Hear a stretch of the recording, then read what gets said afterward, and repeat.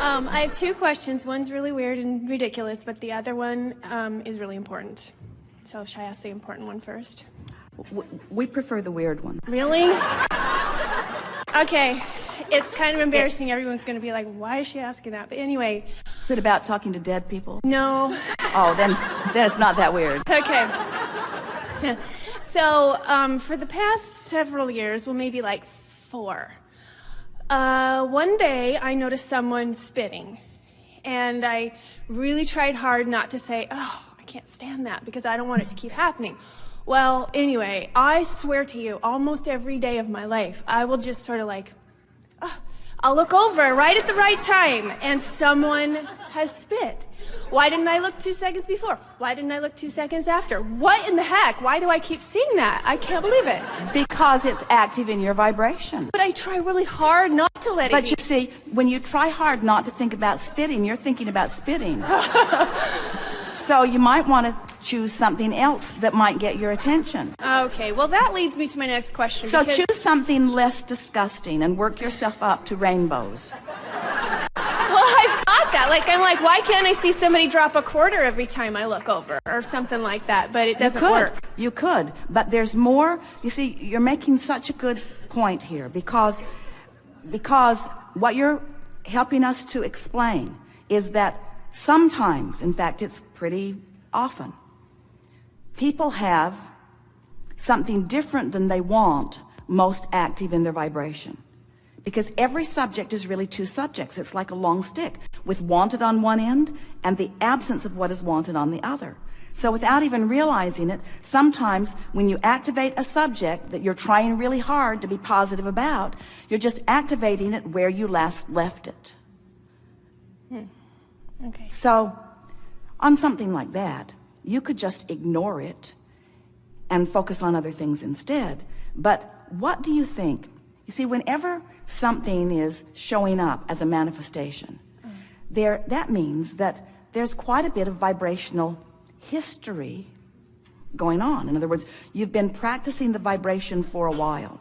So what do you think is at the basis? What is it about that you don't like? It's gross. Yes? I don't like seeing that. Why do people have to spit? Well, because they don't like it in their mouth. You think it was gross on the sidewalk, you should have felt it when it was in your mouth. Okay, but why do I just have to look right at the right moment? That's what makes me irritated. Well, most. but that's what we're wanting to help you get at. Okay. So what's at the, so it's gross, but we don't think that is necessarily what is triggering that within you. Okay. What does someone spitting on the sidewalk where you might see it, what does that represent to you? Is disrespectful. Disrespectful of? Someone might step in it. Disrespectful of others. Yeah. Disrespectful of you, but disrespectful of others. So do you find yourself on other subjects feeling concern when about disrespect? Yeah. Did you have disrespect? Do you have disrespect? Is there someone disrespecting you? Why is that active in your vibration? And it doesn't even have to be something that's happening in a strong way now. It could just be happening now in those sort of trickling manifestations. In other words, that's not a very big deal. They're not throwing, we won't try to exaggerate it into worse things. But there's something going on vibrationally. What do you think that it is? Why I do you knew think? it had to be not about the spitting, and because that's just. It's not about the spitting, but the spitting represents what it's about. So let's go a little deeper. It's about disrespect for the world at large. So what kinds of other thoughts are you thinking about? Are you talking about other things that are disrespectful to the planet, or to people, or to women? In other words, what else is bothering you? Is that the only thing that's bothering you? No. Well, are there other things bothering you that are about the same vibrational disrespect? I feel like the universe is disrespecting me. Because it's not giving you what you want. There's 2 things that are really important to me. Everything else I listen to all the time, and so I So know when all we the little say tricks to things get are the stuff always you working want. out for you, Except you for want to 2 say, things. that's not true in my case, and here's evidence someone nearly spit on my foot. Things Well, I are have a not little working. more evidence than that, but yeah. And I just feel like, So do you understand why we ask for the thing that you said was silly first? yeah. Because always you sit here as a point of attraction, and everything that you're going to want to talk to us about is about something that's coming to you in response to the vibrational offering. And can you feel how when we began here today, the very first thing that we were saying in the very first segment is about how we want you to find a way to find self-appreciation. Yes. Because the universe adores you, but cannot yield to you differently than you're feeling about yourself. And you got people spitting on the sidewalk. Yeah. Which is a sort of indication of how you're feeling about yourself. Yeah. And that's my question, is if I'm doing the best I can, because I don't think I can do this, really.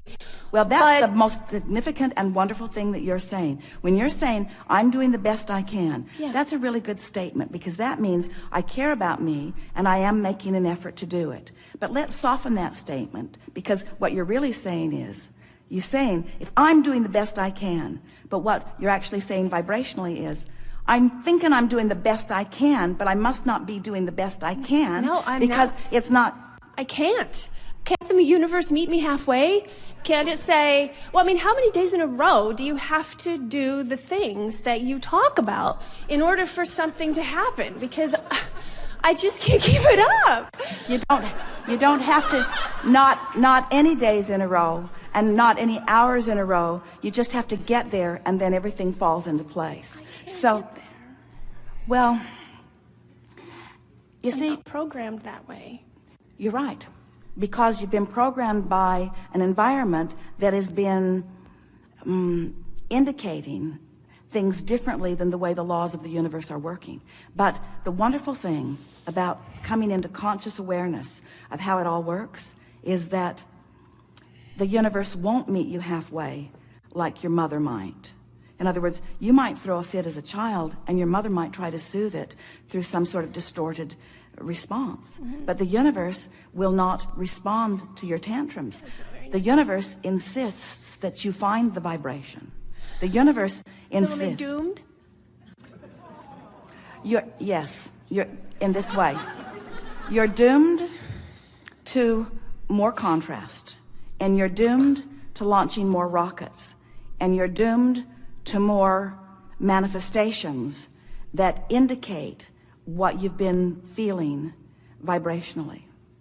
In other words, there's so much about what you're living that is going well, and Yeah. some of what you're living that is not the way you want it. A few weeks ago, Esther woke up in a hotel room. It was the week before Long Beach, and she was in extraordinary discomfort. She did not know what was wrong, but she couldn't stand up. It was the worst physical discomfort she had ever felt. So she went to the emergency room because she could not imagine, she could barely get there, and she had a kidney stone. Not fun. But it was not out of alignment with some things that she had been thinking and feeling. In other words, so did she say, Abraham, am I doomed? The universe didn't just spit on the sidewalk in front of me. The universe yielded to me the single most unpleasant 12 hours of my physical experience. Am I doomed? Or is it a temporary manifestation that reflects some vibrational turmoil that gives me insight? In other words, it was not a difficult thing for Esther to do some matching up, and it's not a difficult thing for you to do some matching up. But you're starting with a flawed premise. You're starting with the flawed premise that says the universe isn't on my side when the universe is on your side. You're the only one who can ever not be on your side. And you only do it a thought at a time, a thought at a time, a thought at a time, you see. So next time you see someone spit on the sidewalk, stop and laugh and say, thank you for that. It's just evidence that I'm still not being as good to myself as I could be. You see. Okay. I'm just not being as good to myself as I could be. But I'm not doing the best that I can do. I'm doing the best that I'm doing, but I can do better. I can feel better about me, you see? I can feel better. I can look for more reasons to feel good. That's all that it is. You're going to hear a whole lot more as we are moving forward. We would like to leave you with this sort of stream of thought. I'm doing all right, but I want to do better. And there are a lot of things I don't like, but there are a lot of things I do like. And I'm really happy to at least begin to be beginning to grasp the understanding that I do have some measure of control over my own life. And I'm happy, these are our words, not yours, but these are the words that we want to become yours. I'm happy that the universe never distorts my vibrational offering, that it always gives back to me how I'm feeling about me. Because how am I going to know how to adjust my thought and my vibration if I'm not getting consistent response from the universe? So I like the response I'm getting. When something happens that thrills Esther, she stops every time. Sometimes she makes a memo note of it in her iPhone. Sometimes she calls someone and tells them, but she stops nearly every time when something wonderful happens and acknowledges my point of attraction equals that. And I like both, you see. When something that she doesn't want happens, she does the same thing. She stops and acknowledges my point of attraction equals that. My point of attraction. My point of attraction over which I have complete control. My point of attraction. I have the ability to change that thought one thought at a time. One thought at a time. You're surrounded by a world of thinkers, and the variance of opinions in the world that surrounds you is astonishing. And yet you're running around, most of you, trying to get other people to agree with you. That's not why you came. You didn't come for agreement from the peanut gallery. They're not ever going to agree. You only need to find agreement with the source within you, who is there, loving you, adoring you, proud of you, happy about where you are and where you're going, ready to reveal to you in every moment exactly how you're doing, and never one time ever criticizing you for where you stand. And that's why you feel negative emotion. You wouldn't be able to feel negative emotion if you weren't finding a variance from how source feels about you. Your negative emotion means I'm thinking something source isn't thinking. So do you think that when I see someone spit, that's the universe saying you're not in alignment?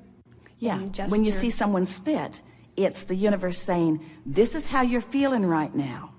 But the way you feel about it is different from the way source feels about it. Source is reveling in the announcement of your vibration.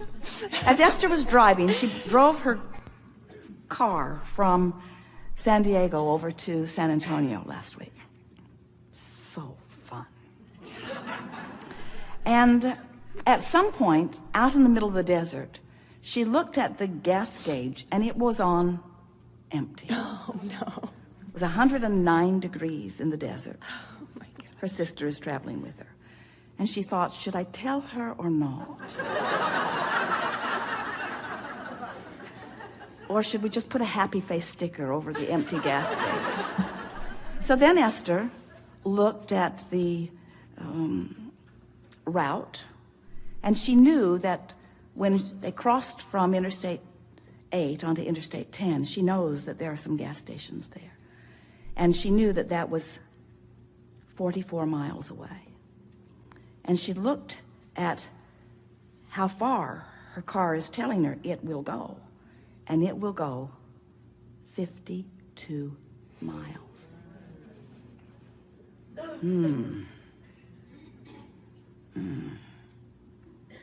I have 4 miles fuel, provided this thing knows what it's doing. I think I'll slow down a little bit. Maybe use a little less fuel for this 44 miles. So Esther's indication showed her that she wasn't really watching what she was doing. But it wasn't out of being negative. It was out of just not paying attention. In other words, don't you think it's possible that you could just be bipping along and not be paying attention to everything all at the same time?